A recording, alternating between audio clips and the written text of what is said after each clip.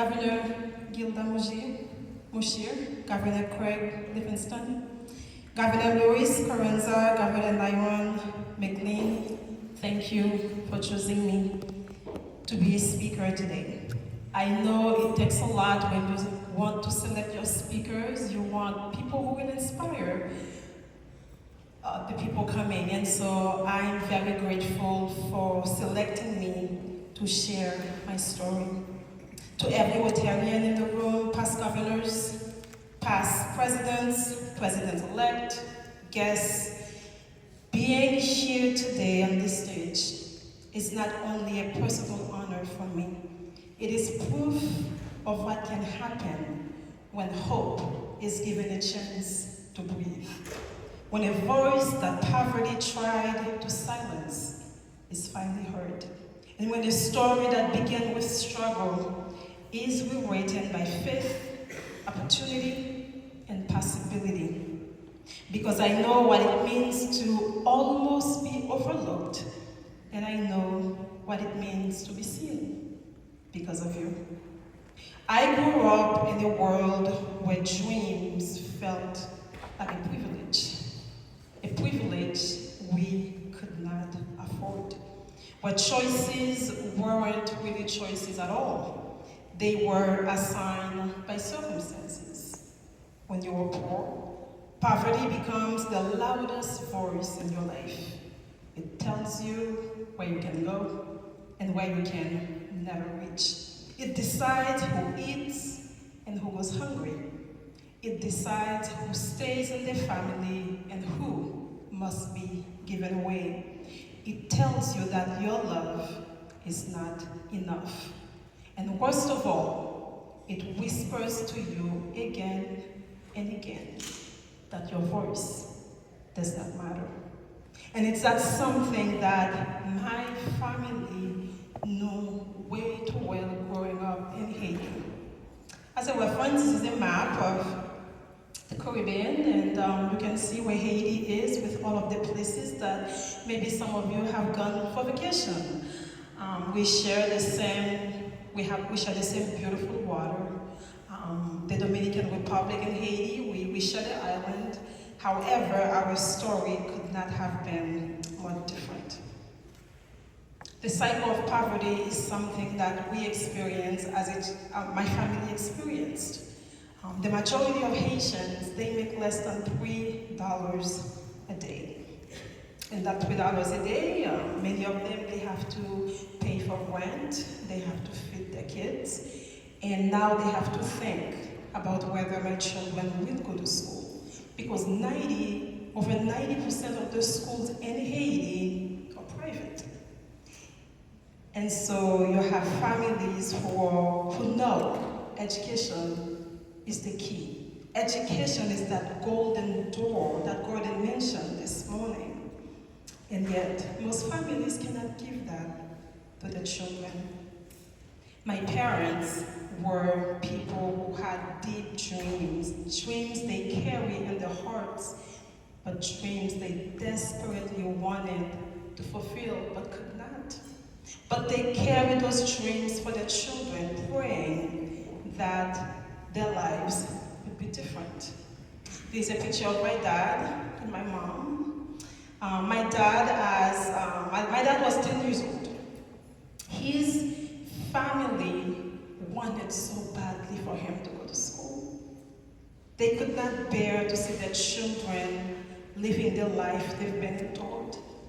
They carried dreams in their hearts that their hands could not afford to build. Poverty stood in the way like a wall too high to climb. And so strangers came with promises of school, opportunity, but unfortunately those promises were empty.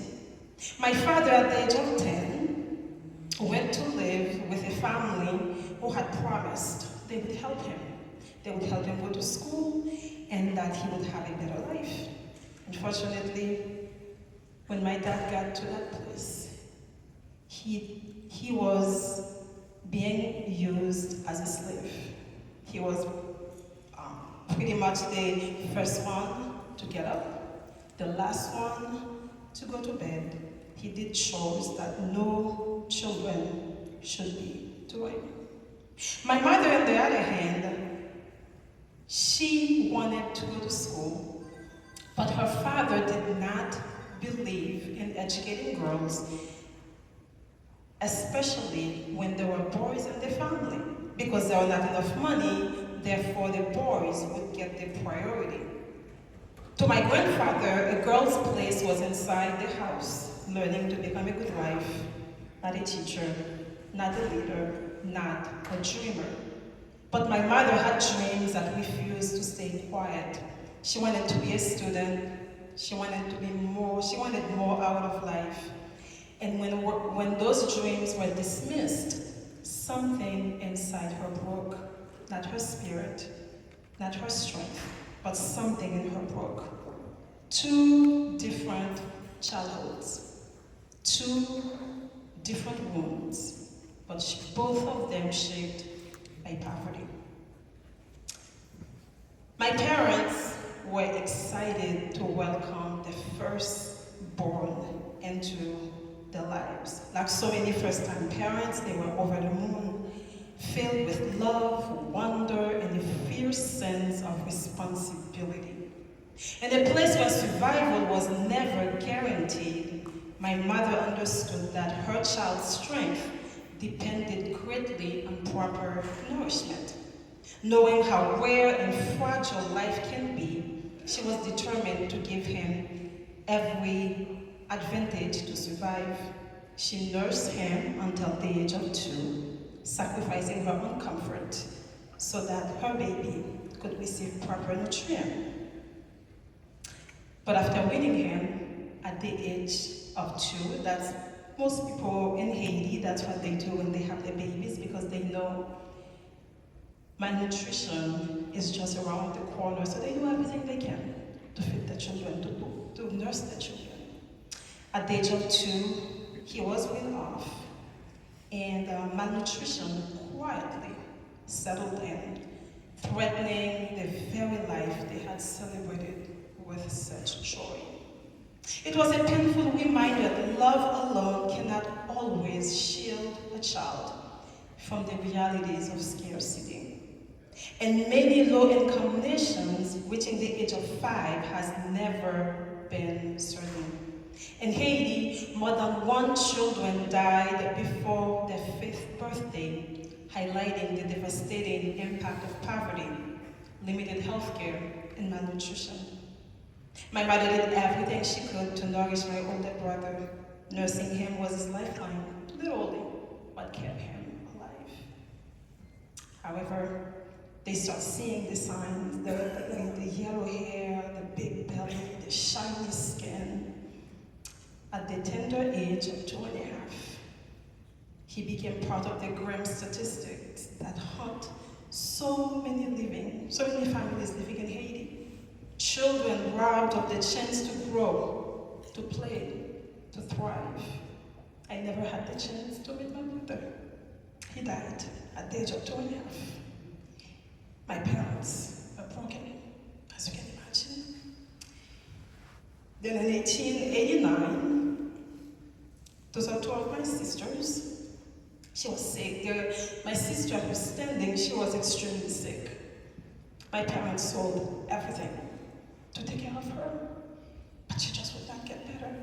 And they start seeing the same symptoms that had killed the firstborn.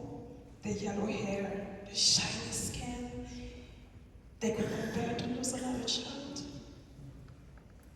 It was too hard, they just could not bear to lose another child. So, seeing the daughter fall sick intensified that fear and grief.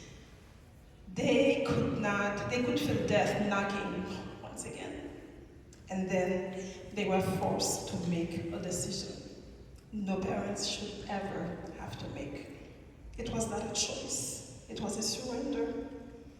Not because they did not love them, but because they loved them so much, they gave them up so they could have their life they could not give them at home. My parents placed them for adoption. They were sent to an unknown place, to an unknown family, to an unknown destination, and pray that they would find a good home. That moment, that farewell, is etched in my heart as both unimaginable sorrow and unthinkable love. I love my sister deeply. In many ways, I was the guardian. I used to teach him everything, how to play when he was sick, how to eat sugarcane without cutting the lips, how to make dolls out of old rags, because none of us had toys, and so we would make do with what we had. They were not just my sisters, they were my responsibility. So when we were told to say goodbye, the pain was unimaginable. My heart broke in ways I did not have words for.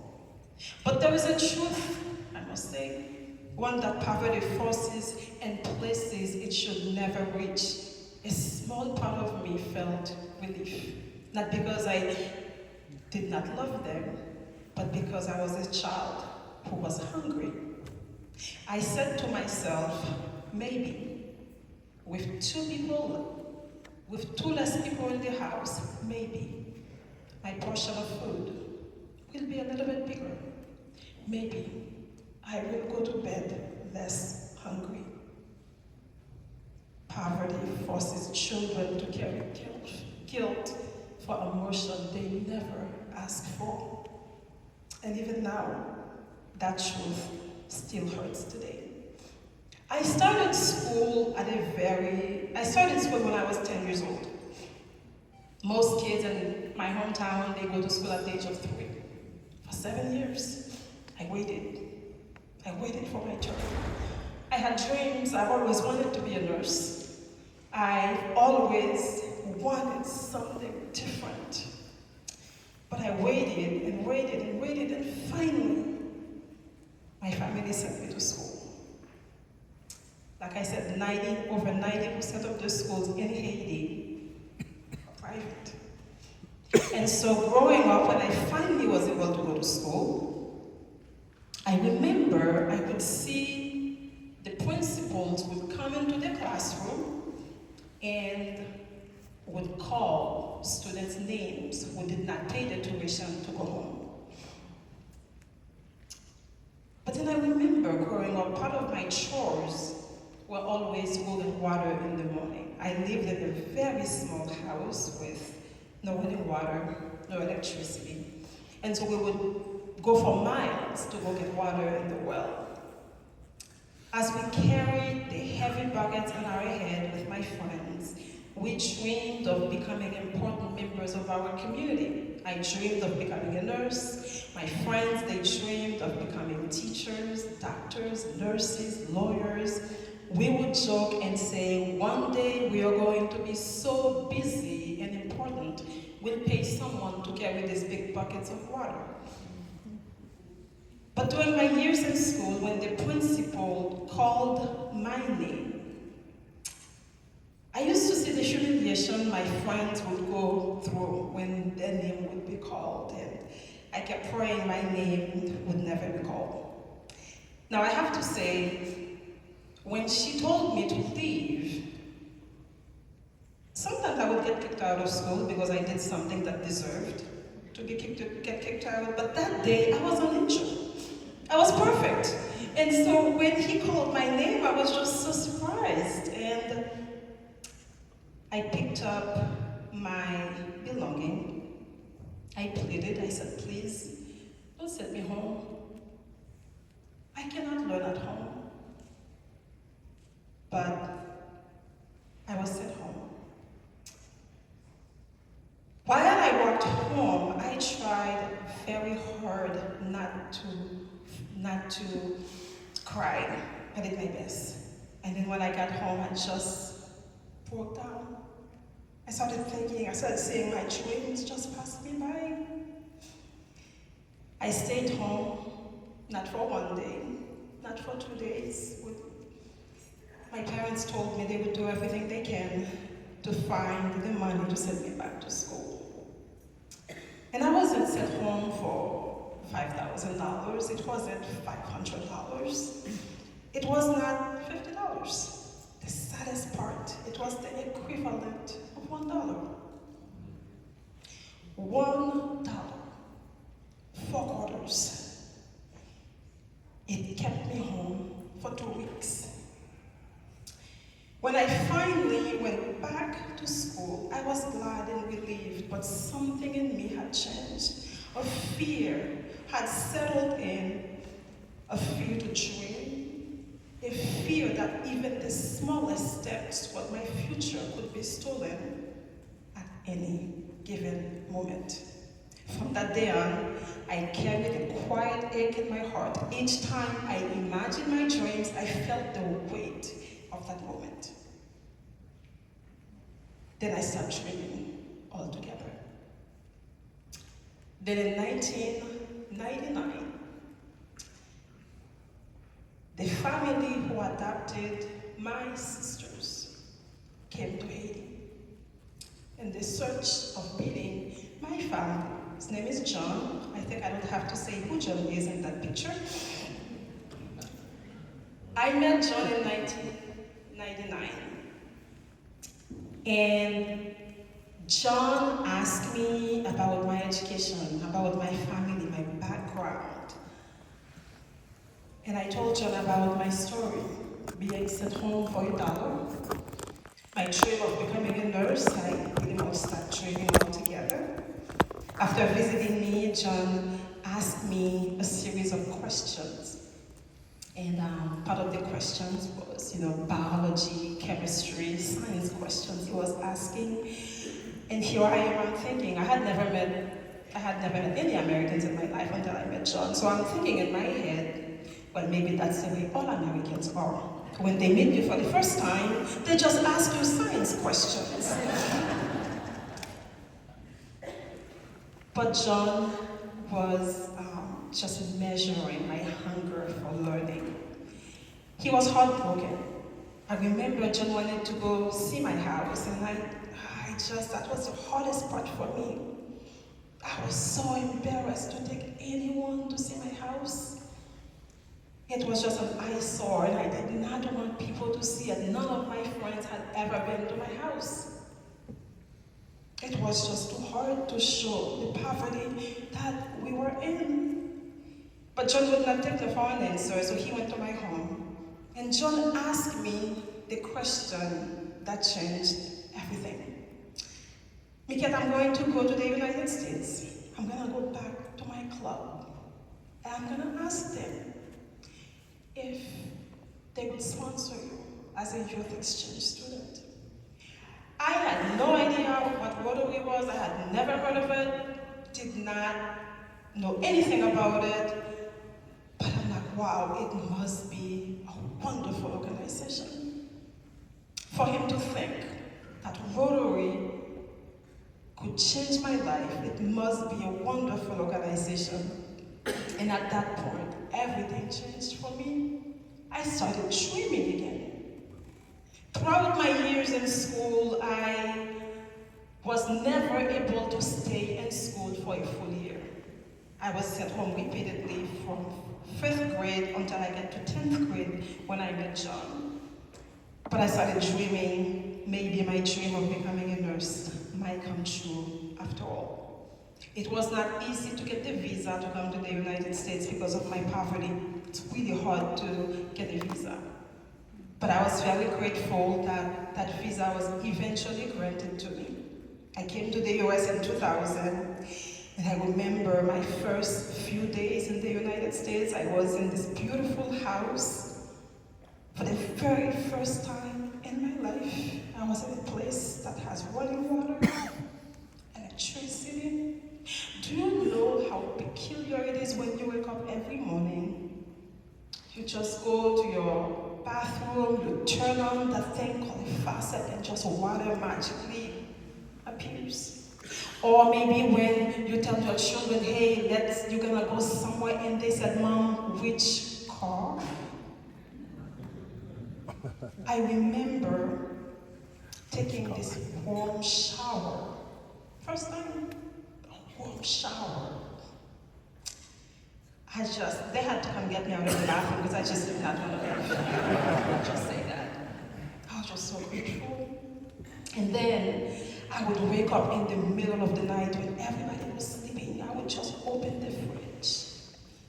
And I have to tell you, the reason they told me they could not give me the visa, they said I was a flight risk. I did not speak English, I did not know what a flight risk was. Since they did not give me the visa, I'm assuming, well, it cannot be a good thing. And so, but when I came here, I would open the fridge and see the amount of food that was in the fridge. I opened the freezer and saw the amount of ice cream they had in the freezer. I thought there was only vanilla ice cream. Oh no, they had chocolate, they had strawberry. At that point, I realized what a flight risk was. I was so very grateful. And then I went to school. That first week I went to school, my social studies teacher, Mrs. Kachivar, told the students to go get the books. She had a table full of the books, and the students, I was very confused. So I did not go get my books because I'm assuming they must be extremely expensive. So I waited when all of the students were gone out of the classroom, and I went to Mrs. Kachivar. I'm like, Mrs. Kachivar, I did not bring any money for these books. And she said, oh no, you don't have to pay for them. I'm like, oh, I'm still learning English, so you might have to help me understand. You mean they are free? She said, yeah, they are free. I'm like, free meaning I don't need money for them? I said, no. And then I'm like, oh, why were the students not happy?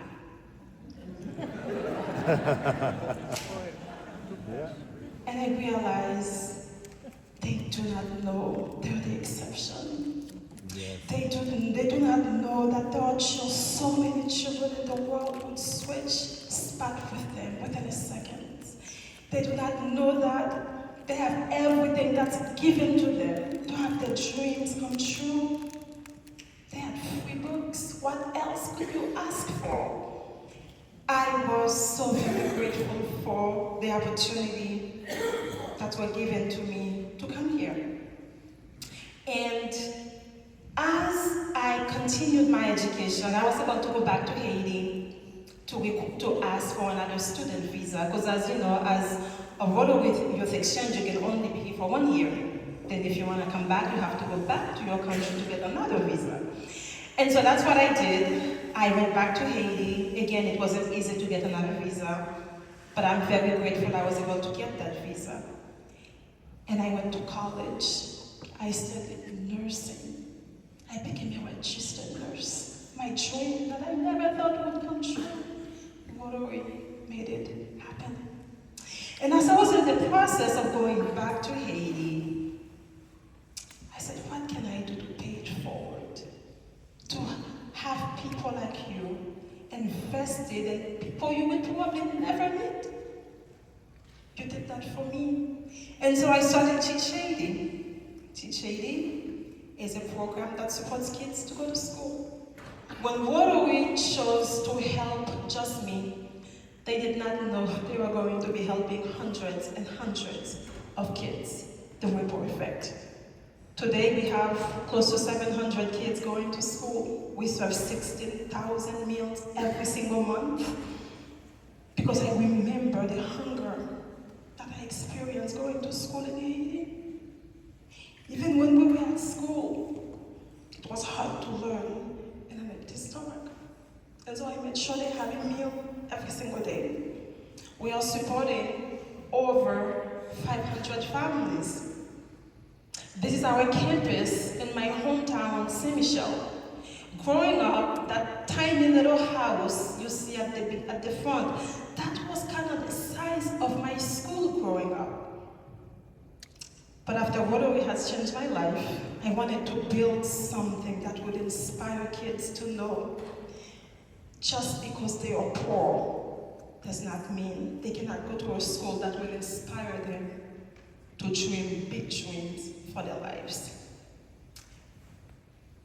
We have a school that provides everything that I did not have growing up. computer classes. Growing up, I never touched a computer until I came here.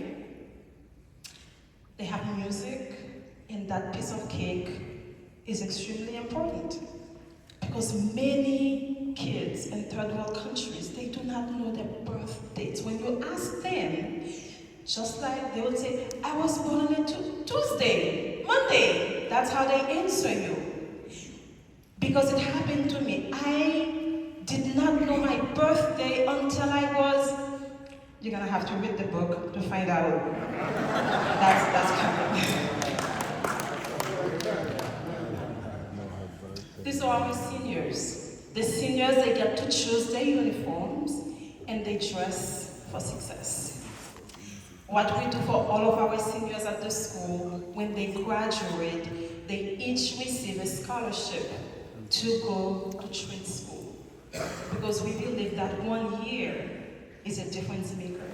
Many of them, with the trade that they've learned, they earn money so they can go to a 4-year college and have higher education if they choose to.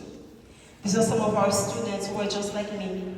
They had lost, they did not think their dreams would ever come true.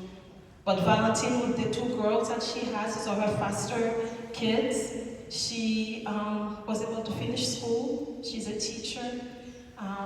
The young man with the gown, graduation gown, he became an agronomist. He actually started a school garden at TJD for us. He said, I want to pay it forward, what can I do? So he started the school garden for us. And the young man in the bottom, he's an engineer. One day I was driving and there was a lot of traffic and I came upon this big bridge that was being built and I saw someone, I'm like, this kid looks familiar to me. And it was just my student with his, engineering gear. He was the main engineer building the bridge. Just because you took a leap of faith in me. One thing I kept thinking growing up in Haiti, the cover of my book depicts everything that was going through me. I'm like, if only I could have a book. If only I can be in school. If only someone would give me a chance. Something beautiful can happen. And then Rotary came and made that a reality. Rotary is where my voice began to rise. It is where possibility replaced limitation, where mentorship replaced hopelessness, and where the world, my world, suddenly grew larger. I would like to thank you for giving people like me a chance. A voice poverty cannot silence. That's the voice of Rotary. And I am so very grateful for that. Through Rotary, I found the strength to tell my story through my book. In its pages, I share the simple truth. Poverty is powerful, but the power within us, especially when we unite, is far greater. At times, your contribution may feel small, a spark, a single light in a dark world. But you are never alone. You are part of something much greater. Over 1.2 million members of Rotary across the world. An entire movement of people committed to service above self, to creating opportunity, and to amplify voices that might otherwise go unheard. When your spark joins millions of others, it becomes a fire, strong enough to transform lives, to reshape futures, and to overcome the silence poverty tries to impose. I stand here today, alive, educated, hopeful, because of what you've done for me. So I ask you, keep going, keep showing up, keep fighting. Margaret means state. Never doubt that a small group of thoughtful, committed citizens can change the world. Don't underestimate the size of your club. The club that brought me here and changed my life, only 25 members compose this entire club. It's amazing what a small group of committed people can do. It's all about the quality, not about the quantity. It's the quality of what you can do as a club. And so I would encourage you, don't underestimate the size of your club. Because you are not alone. Because the world is waiting. The world is waiting for you to continue to shine. Like I said, as I got older, I began to understand that education is more than learning. It's a path to dignity and opportunity. For children in poverty, it's the greatest hope. It transforms I have no life into I have a life. Rotary have dues, you have responsibilities, and many times you're paying those dues, but you kind of don't see the tangible impact sometimes. But let me encourage you. When you help that child who might have died from malaria, the child who might have died from typhoid, the one who could have crippled from polio, you are making an impact. And I'm gonna ask you to do something that I don't like when my pastor does it, but since I'm here, I can just do it. Would you please tell the people next to you, I change lives? Can you do that? I change lives. I change. Can you do it like you mean it? You do. I also hate my pastor. You do. And if you don't know you change lives, just know you change my life. This is my life today. Growing up carrying big buckets of water, my house had that tiny lamp. For today, to become a nurse. This is my family in the corner, my mom, my brothers. My brother is a doctor. My another brother, he's a mechanic. I have a sister, she has so many degrees that I just lose track. My family, I have 3 children, 12, 10, and 9. Can you imagine when I cook, they tell me I don't like it? Or in the car, they are fighting, I don't want to sit in front, Never had it. I did not even see a car growing up when I was that age. But that's what you've done for me. You completely changed my life. Completely changed my life. This was me as a kid growing up these big buckets of water. 5 years ago, I was in Haiti, and I was waiting for someone to open the gate to my house, because in Haiti, the nicer homes, they have walls, they have gates, and so because of you, I have a decent house that have a wall and gates, and so I was waiting for someone to open the door for me. And as I was waiting in the car, a lady passed me by, big buckets of water over her head.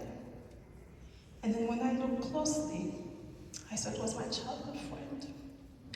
The one who wanted to be the doctor. Her dreams never materialized. And she was way smarter than me. She used to help me do my homework. Everything came so easy for her in school. Her parents died when she was in 6th grade. All of her dreams were buried with her parents. As I was in that car,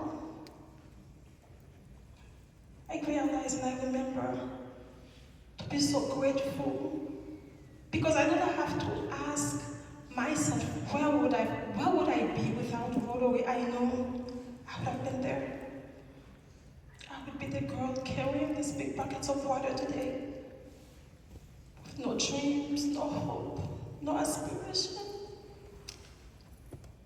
But you changed lives. You changed my life.